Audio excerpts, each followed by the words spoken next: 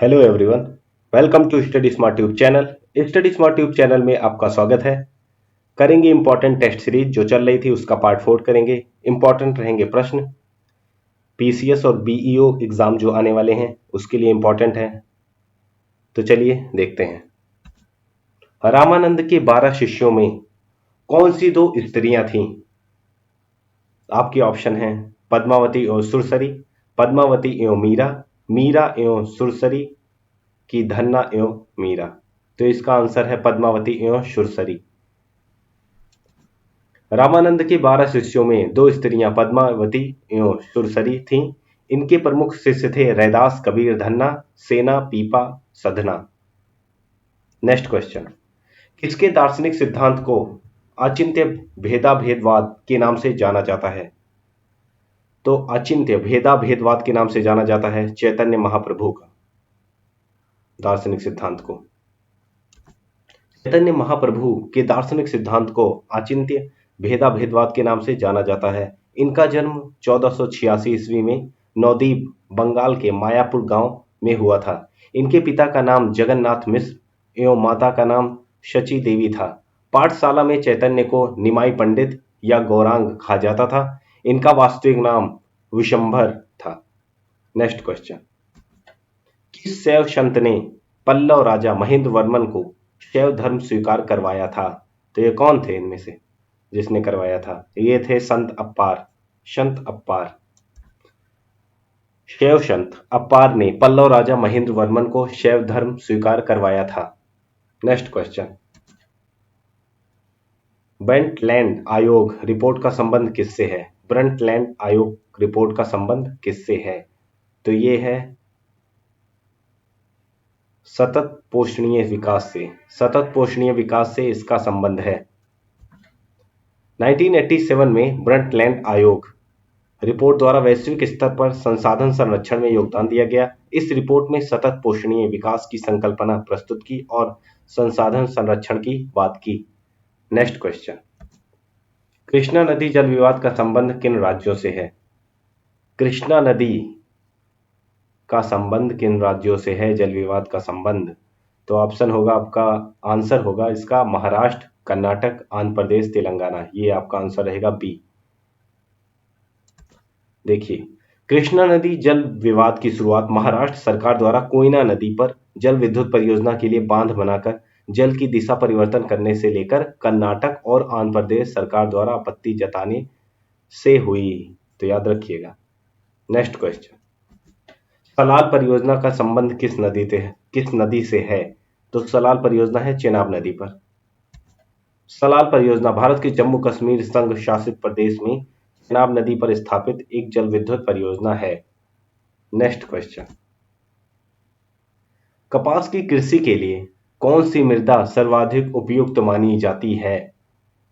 तो कौन सी मानी जाती है? उसको रेगूर मिट्टी भी कहते हैं। तो ये है काली मिट्टी। काली मिट्टी कपास की खेती के लिए बहुत आवश्यक है। कपास के लिए सर्वाधिक उपयुक्त मृदा काली मिट्टी मानी जाती है। भारत को कपास के पौधे का मूल स्थान माना जाता है। कपास एक खरीफ की फसल है और इसे पककर तैयार होने में 6 से 8 महीने लगते हैं। अब देखिए कहाँ कहाँ है ये। महाराष्ट्र, गुजरात, मध्य प्रदेश, कर्नाटक, आंध्र प्रदेश, तमिलनाडु, पंजाब और हरियाणा कपास के लिए मुख्य उत्पादक राज्य हैं। नेक्स्ट क्वेश्चन, भारत के किस क्षेत्र में लिग्नाइट कोयले का प्रमुख भंडार मिलता है? तो लिग्नाइट कोयले का प्रमुख भंडार मिलता है तमिलनाडु के नवेली में मिलता है। लिग्नाइट कोयले का प्रमुख भंडारण तमिलनाडु के नेवेली में मिलता है, जिसका उपयोग विद्युत उत्पादन में किया जाता है। लिग्नाइट निम्न कोटि का भूरा कोयला होता है। ये मुलायम होने के साथ साथ अधिक नमी युक्त होता है। तो सबसे अच्छा कोयला कौन सा है? एंथ्रेसाइट। एंथ्रेसाइट जो है सबसे अच्छा कोयला होता है। नेक्स्ट क्वेश्चन,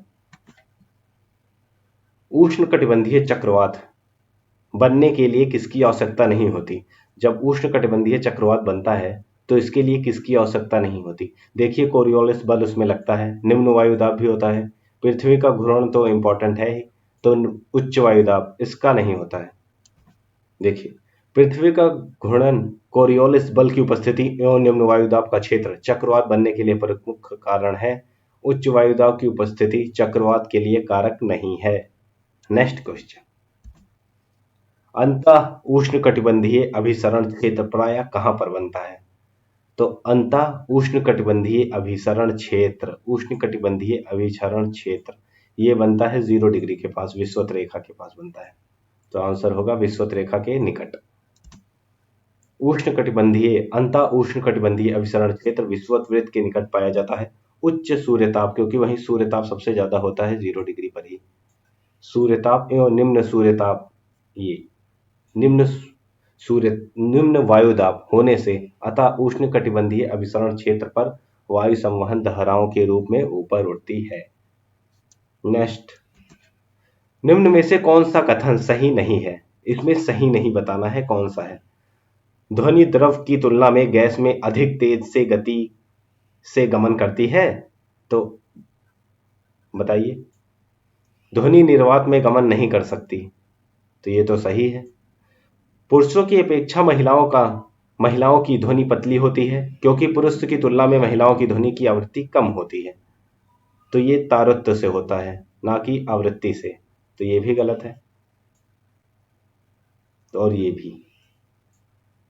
तो बाकी तो गलत कौन सा है? ए और सी, तो इसका आंसर होगा ए और सी। ठीक, ए और सी। तो देखिए, ध्वनि निर्वात में गमन नहीं कर सकती। ध्वनि की आवृत्ति 3 अवस्थाओं में इस प्रकार है: ठोस में सबसे अधिक, द्रव में उससे कम तथा गैस में सबसे कम। देखिए, ठोस में सबसे अधिक होती है, द्रव में उससे कम तथा गैस में सबसे कम। आवाज का मोटा या पतला होना तारतम्य पर निर्भर करता है, ना कि आवृत्ति पर।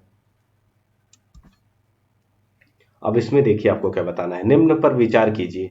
आकाश का नीला दिखाई पड़ना स्कैटरिंग से होता है। समुद्र का नीला दिखाई पड़ना, ये भी वही है। स्विमिंग पूल का नीला दिखाई पड़ना।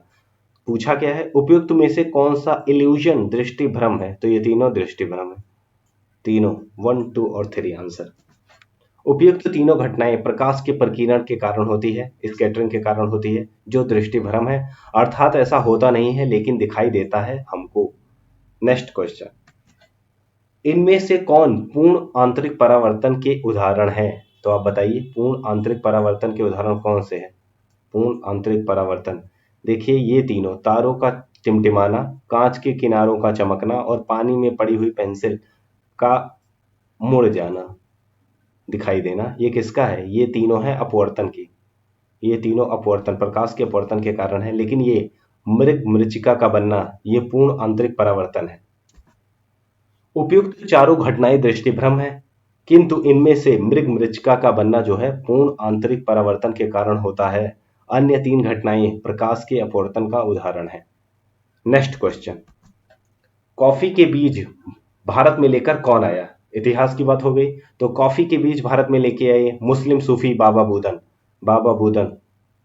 अब देखिए, 17वीं शताब्दी में कॉफी के बीज एक मुसलमान सूफी भारत में लेकर आया, जिनका नाम बाबा बुदन था। उन्होंने कर्नाटक के चिंगमंगलुरु जिले में इसकी खेती आरंभ कर दी।